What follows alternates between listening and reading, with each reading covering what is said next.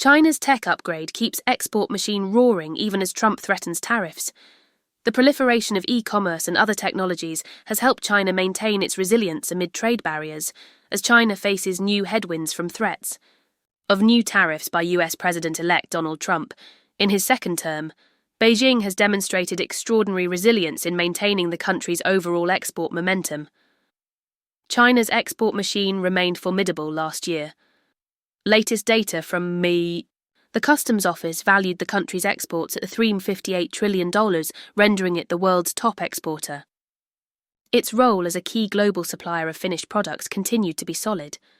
China's trade surplus hit an all-time high of $992 billion. One obvious reason for China's export resilience is that it has been climbing the value chain. China is no longer the factory of cheap labour-intensive goods, and the decline in low-value added manufacturing is being fully compensated by the growth of more value-added products. Do you have questions about the biggest topics and trends from around the world? Get the answers with SCMP Knowledge, our new platform of curated content, with explainers, FAQs, analyses and infographics brought to you by our award-winning team. The new trios in Chinese exports, electric vehicles, lithium batteries and photovoltaic products have continued to surge, replacing the old key segments of clothing, furniture and home appliances. China, the world's largest car exporter, shipped 6.4 million vehicles overseas in 2024, an increase of 22.8% from a year ago. Its export value of integrated circuits, or semiconductors, exceeded that of clothing last year, while its export value of ships skyrocketed 57.3%, customs data showed. All those numbers illustrate a colossal export sector in the process of steady upgrading. Technology is also rapidly changing China's traditional export landscape. In the home appliance market, for example, China quickly discovered niche markets ranging from coffee machines to lawnmowers. After COVID-19, fewer Chinese tourists are buying rice cookers and toilet seats, as products at home have caught up in quality. The proliferation of e-commerce has made exporting easier than ever. Previously, it was neither convenient nor cheap for small factories to sell overseas, because it required huge upfront investments in marketing, sales and client services, in addition to complicated issues from shipping arrangements to customs clearance. But the popularity of e-commerce platforms like AliExpress, Shein, Temu and TikTok Shop has unlocked new potential in China's manufacturing system, making it possible for tens of thousands of small merchants to tap markets worldwide.